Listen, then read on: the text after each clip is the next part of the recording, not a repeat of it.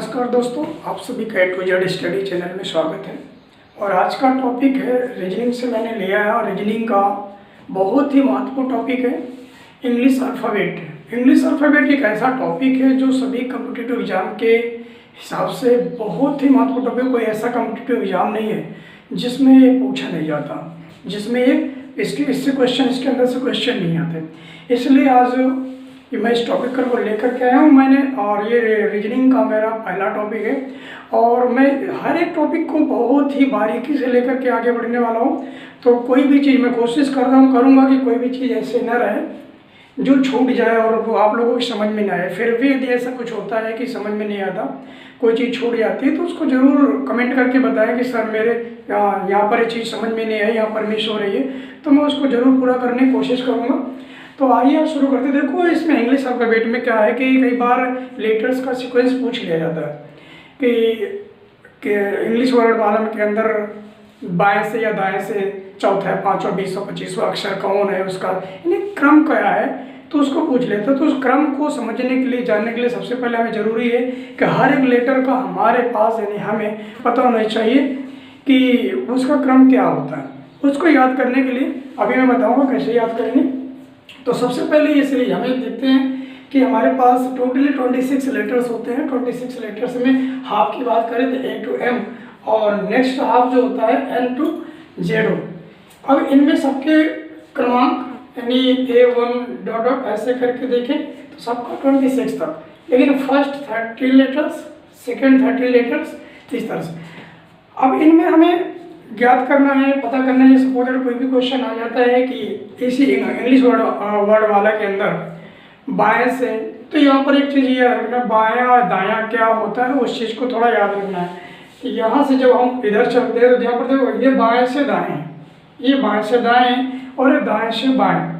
तो इस चीज़ को जो बिल्कुल याद रखना। कई बार डाउट में पड़ जाते हैं स्टूडेंट्स की ये किधर से बाएं किधर से दाएं, तो उसको लेकर के बहुत डाउट्स होते हैं स्टूडेंट्स को, तो उसको थोड़ा ध्यान देना। तो आज इसमें सीखेंगे इसको कैसे याद रखेंगे। याद रखने का एक सिंपल सा मेथड है कि हम इसमें कुछ लेटर्स, तो जैसे 5 के टेबल्स में आने वाले जो लेटर्स हैं उनको हम लिख ले एक क्रम में, उनके माध्यम से हम इसको एक शॉर्ट ट्रिक में लिख ले।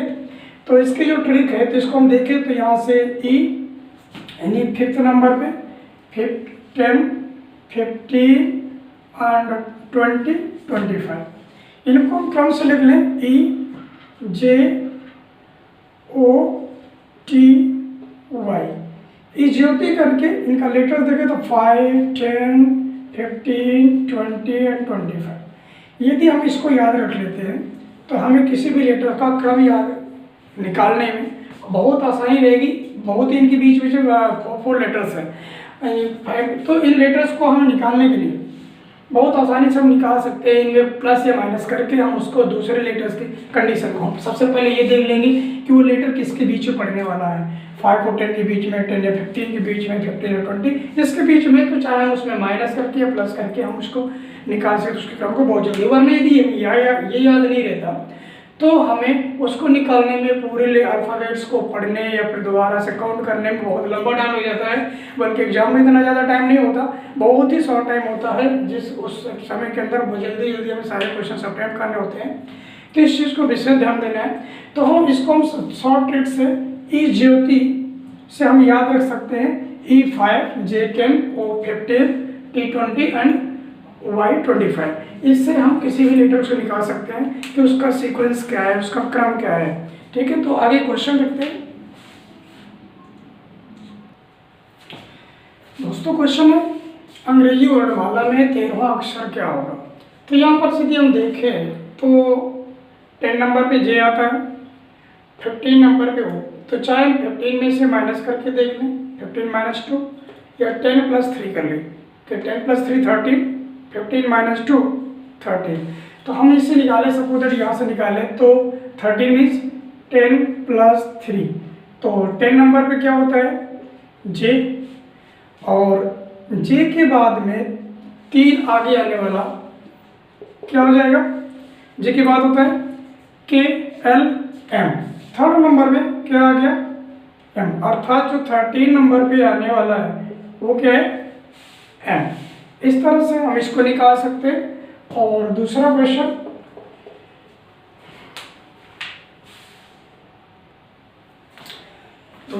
है दोस्तों, वर्णमाला में बाएं से चौथा अक्षर के दाएं आठवां अक्षर क्या होगा। अब देखो इस तरह क्वेश्चन में बच्चे बहुत स्टूडेंट्स डाउट पड़ जाते हैं कि आखिर ये कैसे होगा। तो इसका बहुत सिंपल सा एक मेथड है, बहुत आसानी से। जब भी कभी क्वेश्चन में एक भी बात याद रखना है कि जब भी क्वेश्चन में दो अपोजिट दिशाएं डायरेक्शंस दे रखी हो, एक बाएं और दूसरा दाएं, ये याद रखना है। जब एक बाएं दूसरा दाएं दे रखा हो तो हमें क्या करना है, हम उन दोनों अक्षर को जोड़ देना है। उन दोनों लेटर्स के की जो पोजीशन है उन्हें जोड़ देना है। जोड़ने पर जो टोटल आएगा वही उस वर्णमाला में आने वाले अक्षर की पोजीशन होगी। दैट मीन्स ये क्या है हमारे पास, ये चौथा, बाएं से चौथा अक्षर के दाएं आठवां, तो विपरीत पोजीशन से बाएं हैं दाएं हैं, तो 4 + 8 = 12।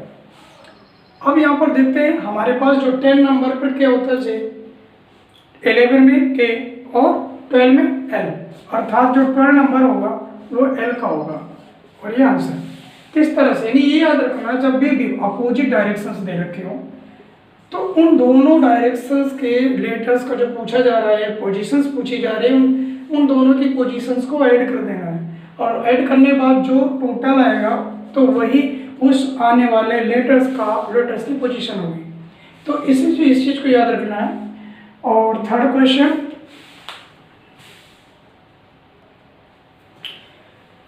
है दोस्तों, वर्णमाला में बाएं से 18वां अक्षर के बाएं।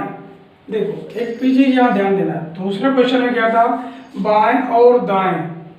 अब यहाँ पर क्या है, बाएं और बाएं दोनों सेम डायरेक्शन, तो इस चीज को भी याद रखना है। दूसरे प्रकार क्वेश्चन है कि जब उसमें हम बताया कि जब दोनों डायरेक्शंस अपोजिट्स हो, अपोजिट डायरेक्शंस हो तो उन दोनों को ही पोजीशन को ऐड कर देते हैं।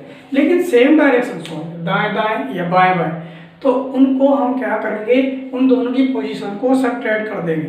परंतु उसमें भी याद रखना है, देखो बाएं से जो बात कर रहा है उसकी पोजीशन 18 है, दूसरा जो दोबारा बाएं से कह रहा है वो 3 है। इनमें जो सब्ट्रैक्ट करना है तो हम 18 में से 3 को सब्ट्रैक्ट कर देंगे, जो बचेगा तो कितना हो गया ये 15 नंबर में कौन सा लेटर आ रहा है हमारा, यहाँ पर देखो ओ दे ही रखा है, तो ये 15 नंबर में जो इसकी पोजीशन होगी, अर्थात इस क्वेश्चन में आंसर कि वर्णमाला में बाएं से 18वां अक्षर के बाएं, 18वां अक्षर के बाएं की बात कर रहा है।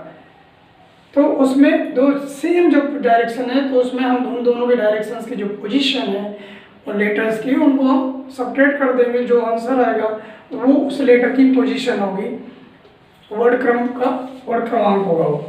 ठीक है, नेक्स्ट क्वेश्चन है। तो यहाँ पर एक चीज ध्यान देना, देखो सेकंड क्वेश्चन में देखा कि दोनों डायरेक्शंस क्या होती थी, अपोजिट होती। जब अपोजिट है तो दोनों को ऐड करना है। जब सेम डायरेक्शन हो, चाहे बाएं बाएं हो या दाएं दाएं हो, उस समय क्या करना है, हम उनको सब्ट्रैक्ट कर देंगे। जो बड़ा क्रमांक दे रखा है, बड़े क्रमांक में से छोटे वाले क्रमांक को सब्ट्रैक्ट कर देंगे, तो लेटर की पोजीशन पता चल जाएगी कि कौन 7 माइनस।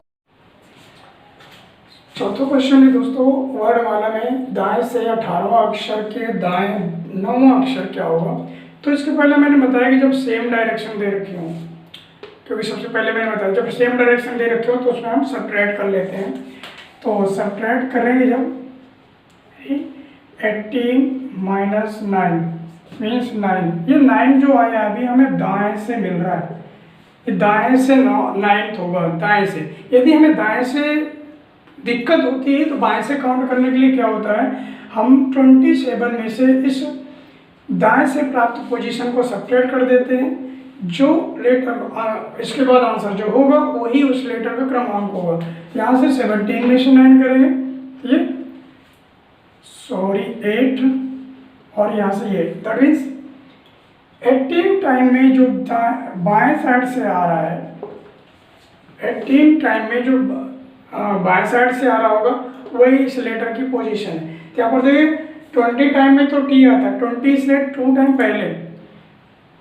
तो इसकी बात करें RST, तो यहाँ पर R जो आ रहा है तुम्हारा 18 टाइम में, तो इसका जो आंसर होगा वो आर होगा। दैट मीन्स कि वर्णमाला में दाएं से 18वां अक्षर के दाएं जो 9वां अक्षर होगा वो आर होगा। तो कैसे निकालना है, सेम पोजीशन हो, चाहे दाएं से दाएं हो चाहे बाएं से बाएं हो, याद रखना है कि सेम डायरेक्शन में जब वो बात करना है तो हम सब्ट्रैक्ट कर लेते हैं। सब्ट्रैक्ट करने पर जब दाएं से दाएं की बात कर रहा है तो हमें बाएं से पोजीशन पता करने के लिए हमें क्या करना है, 27 ये लेटर याद रखना है, 27 में से उस दाएं से प्राप्त पोजीशन को सब्ट्रैक्ट कर लेना है। तो जो आंसर आएगा वो बाएं से प्राप्त होने वाले लेटर की पोजीशन होगी। तो ये बाएं से 18वां नंबर का लेटर जो होता है आर है, वो इसका आंसर हो गया। और नेक्स्ट और 5th क्वेश्चन, नेक्स्ट क्वेश्चन है दोस्तों, वर्णमाला में दाएं से 8वां अक्षर के बाएं 9वां अक्षर क्या हुआ। देखो रिपीट हो रहा है क्वेश्चन, देख लेना। इस टाइप का पहले भी मैं करवा चुका हूँ 3रे नंबर में। यहाँ पर क्या है कि डायरेक्शंस दोनों क्या है, 2रे नंबर क्वेश्चन में करवा दी मैंने। डायरेक्शंस क्या दोनों डिफरेंट है, डिफरेंट डायरेक्शंस हैं। तो इन दोनों लेटर्स की पोजीशन को हम ऐड कर देंगे और ऐड करने पर जो आंसर आएगा मीन्स ये। तो देखना यहाँ से स्टार्टिंग देख लेना है कि स्टार्टिंग में पूछा गया है, उसने स्टार्टिंग पूछा है दाएं से, तो ये जो पोजीशन मिली वो दाएं से ही मिली है। लास्ट वाला बाएं कह रहा है उस पर नहीं जाना, ये जो पोजीशन मिलेगी जो स्टार्टिंग में पूछा है उसका यानी दाएं से मिला हुआ है, ये दाएं से है, दाएं से 17वां। मैंने इसके पहले बताया कि यदि दाएं से दे रखा और बाएं से पता करना है यानी सीधे क्रम में हमें जानना है, तो उसको जानने के लिए हमें 27 में से दाएं वाली पोजीशन को सब्ट्रैक्ट कर देंगे। आंसर क्या बचेगा 10। 10 नंबर पर क्या आता है जे इसका आंसर हो गया। इस तरह से हमने किसी पर यानी वर्ड क्रम की इन पोजीशन को, ये बहुत ही काम की ट्रिक्स थी और इनको तुम बहुत अच्छे से एक बार रिवाइज करके, एक बार वीडियो को देख करके पॉज करके, या फिर नहीं समझ में आए तो दोबारा इसको देखें, पूरा समझ में आ जाएगा कैसा क्या है कि जब सेम डायरेक्शन दे रखी होती है तो उस समय क्या करना है, जब डिफरेंट डायरेक्शन दे रखी है तब क्या करना है। बट इस चीज़ को विशेष याद रखना है, इसको 1-2 बार लिख लेंगे बस ये याद हो जाएगा, बहुत आसान है। और इस तरह से किसी भी वर्ड क्रम के से रिलेटेड क्वेश्चन आते हैं तो ये हो जाएंगे। इसके आगे और भी बहुत ही इम्पोर्टेंट क्वेश्चन है इसके इसी चैप्टर के अंदर से। तो मैं अभी इसी क्वेश्चन के साथ में समाप्त करता हूँ और मैं आपसे निवेदन करता हूँ सभी से, यदि वीडियो अच्छा लगे तो दोस्तों ज़्यादा से ज़्यादा शेयर करें, और यदि चैनल को अभी तक सब्सक्राइब नहीं किया है तो प्लीज़ सब्सक्राइब करें और वीडियो को ज़्यादा से ज़्यादा शेयर करें यदि अच्छा लगे। धन्यवाद।